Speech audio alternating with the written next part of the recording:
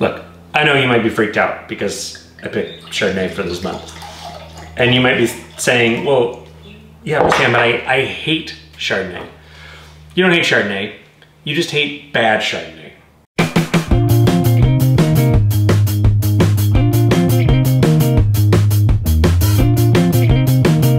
So jumping straight into the producer, this is Fabrice Larochette, and he is making wine under the Bourgogne appellation.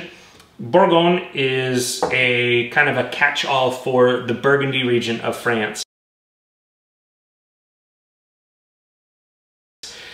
Kind of like saying that you live in LA or New York. Sometimes people mean I live in New York like I live in New York City. Other times they mean the state, right? It's a very broad. Chardonnay is in my opinion, the greatest white grape variety on the planet.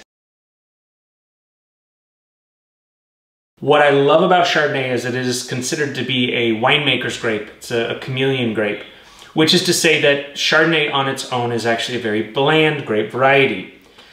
What we're most used to in this country, in the US, is from a producer called Rombauer, style that Rombauer made famous. We're used to that kind of Chardonnay. You'll see Butter is a big Chardonnay brand now, right? There's a video, there's gonna be somewhere on the screen that will take you to my rant on Rombauer, so we don't have to do that again. But Chardonnay grown in the wrong place can be just so bland and boring. Chardonnay grown in the right place though, like Burgundy, can be ethereal and next level. Some of the most expensive white wine on the planet is from Burgundy. But we're not gonna talk about that today. We're gonna talk about the very humble Bourgogne appellation, this designation. It means that the wines, again, are sourced from that whole region. And right now, you're kind of seeing this renaissance of even the humble entry-level wines getting the same care and attention that the Grand Cru wines that cost thousands of dollars would get. And it really, the price difference is really a result of where the grapes are planted. So this isn't like making beer, where Budweiser tastes the same today as it does in 20 years as it did 20 years ago. Chardonnay is all about its place. And so some places are more desirable, like say living in Bel Air in Los Angeles or Manhattan overlooking Central Park. Whereas then you've got spots like Brooklyn that weren't very hip suddenly became very hip because Manhattan was too expensive, and you kind of get that same idea. So Burgundy is going through that same kind of renaissance. And what's usually really unfortunate is that even though the wines are relatively inexpensive, they're still really expensive. So I'm tasting wine the other day in LA, and oh my God, I came across this producer and freaked out. Namely because this is a wine that goes for, I think, under $25 retail. It tastes like it should be, you know, $45, $50.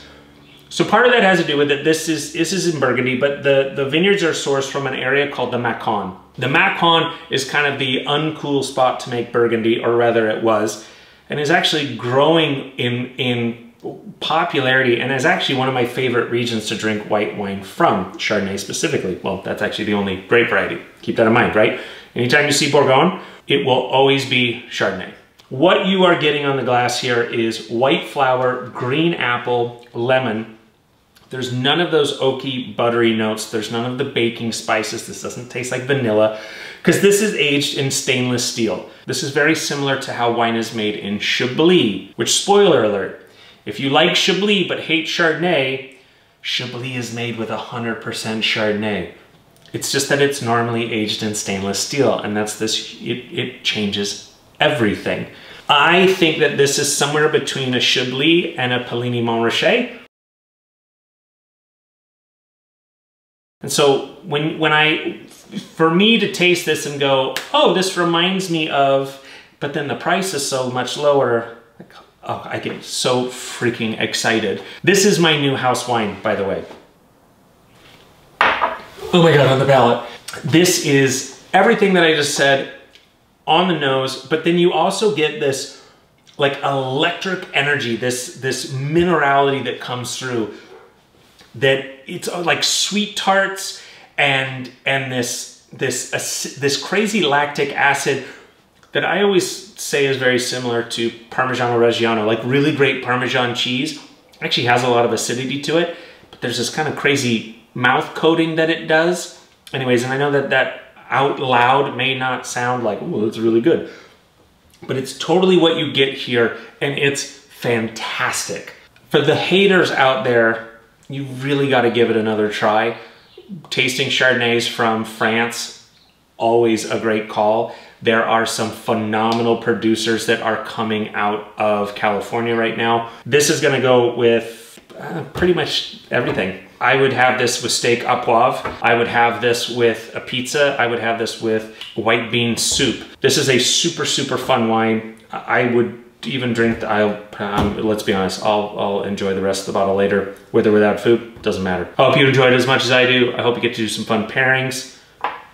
Cheers.